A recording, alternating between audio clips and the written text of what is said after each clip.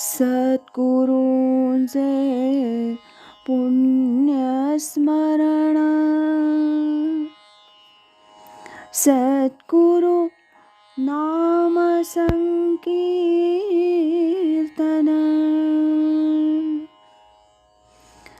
सद्गुरु गुणानुवाद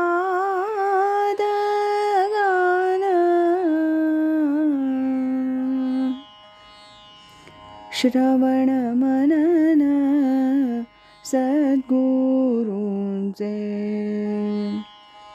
श्रवण मनन सद्गुरूंचे.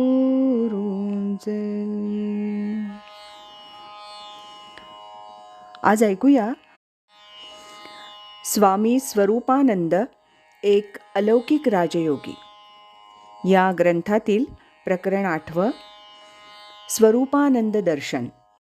यामध्ये मुंबईचे ॲडव्होकेट R.V. जोशी यांनी लिहिलेली आठवण सूर्यप्रकाशाच्या तेजात याचा भाग 4.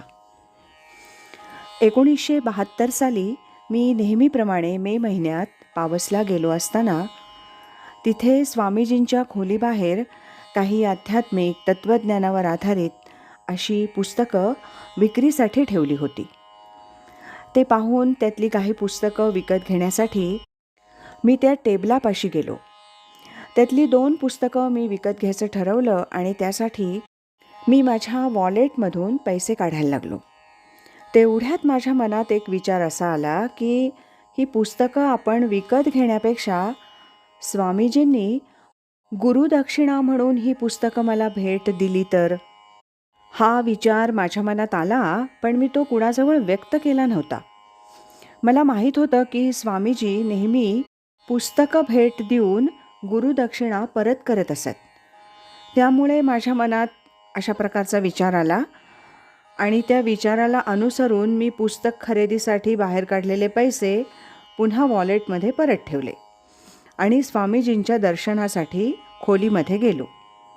आणि थक्क होण्याचा आणखी एक प्रसंग घडला. स्वामीजींच्या जवळ इतकी पुस्तकं होती, पण नेमकी मी जी 2 पुस्तकं बाहेर स्टॉलवर खरेदी करणार होतो तीच पुस्तकं स्वामीजींनी मला भेट दिली. माझ्या मनात जसं आलं तसंच घडलं. 1973 सालात स्वामीजींची प्रकृती खूप नाजूक झाली होती, क्षीण झाली होती. ते काहीही बोलू शकत नव्हते.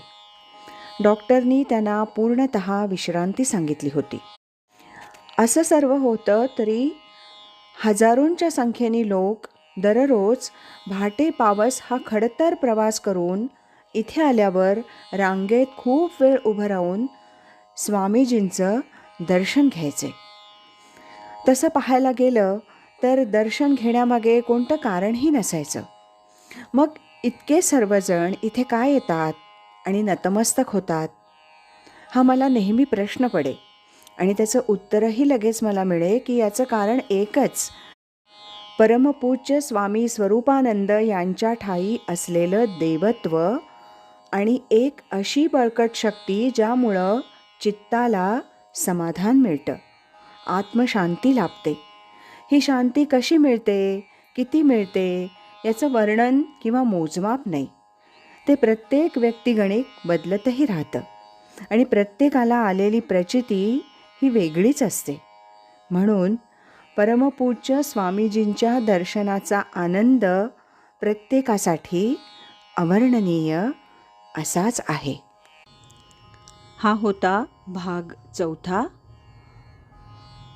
उद्याच्या भागात आपण भाग 5 ऐकणार आहोत. श्रीमद सच्चिदानंद सद्गुरु श्री स्वामी स्वरूपानंद महाराज की जय. हरि ओम तत्सत.